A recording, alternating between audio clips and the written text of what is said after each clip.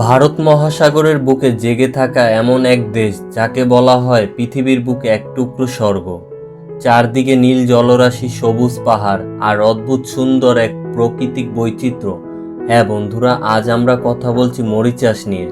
কিন্তু এই দ্বীপ রাষ্ট্রটি শুধু তার সমুদ্র সৈকতের জন্যই বিখ্যাত নয়, এর পিছনে লুকিয়ে আছে এক অবিশ্বাস্য ইতিহাস, বৈচিত্র্যময় সাংস্কৃতিক আর এমন কিছু প্রাকৃতিক রহস্য যা অবাক করবে আপনাকে।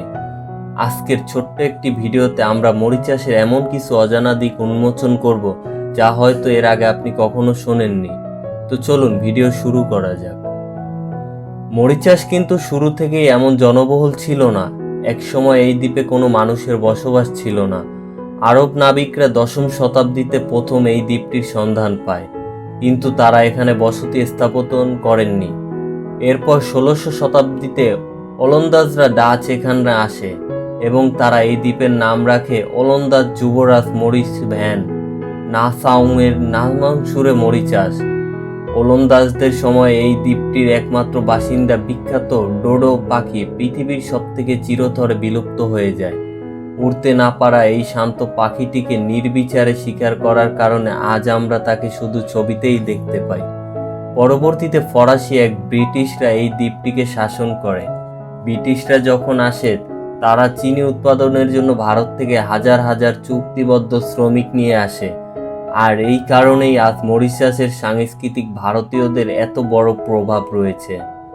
মরিচাসকে আফ্রিকার দেশ বলা হলেও আপনি যদি সেখানে যান, আপনার মনে হবে আপনি ছোটখাটো একটা ভারতে চলে এসেছেন, কারণ এই দেশে প্রায় 50% মানুষ সনাতন ধর্মাবলম্বী।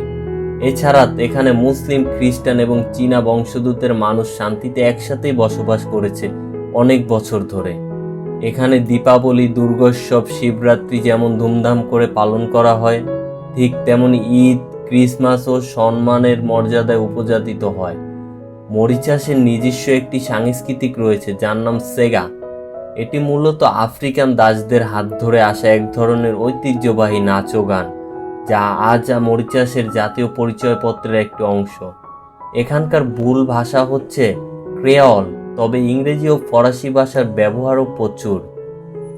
আবার মরিচাসের সবচেয়ে বড় আকর্ষণে এর অবিশ্বাস্য প্রাকৃতিক বিস্ময়।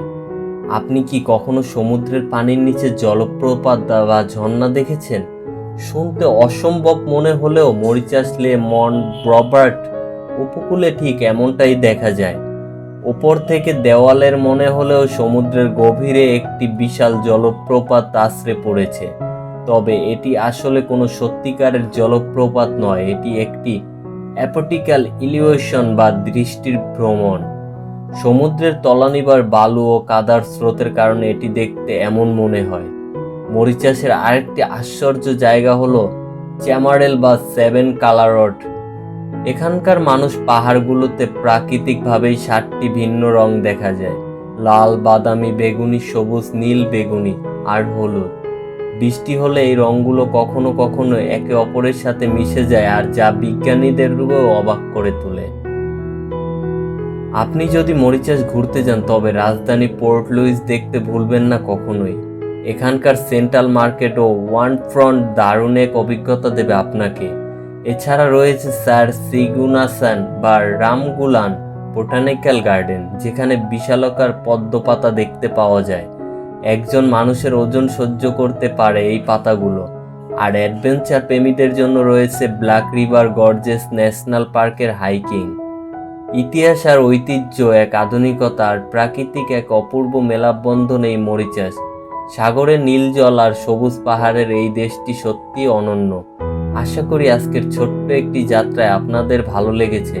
মরিচাসের কোন জায়গাটি আপনার সবচেয়ে বেশি ভালো লেগেছে তা কমেন্টে বলতে ভুলবেন না। ভিডিওটি ভালো লাগলে একটা লাইক করবেন, বন্ধুদের সাথে শেয়ার করবেন আর আমাদের চ্যানেলটিকে সাবস্ক্রাইব করতে ভুলবেন না। দেখা হবে পরবর্তী কোনো রোমাঞ্চকর ভিডিওতে। ততক্ষণ ভালো থাকবেন, সুস্থ থাকবেন। ধন্যবাদ।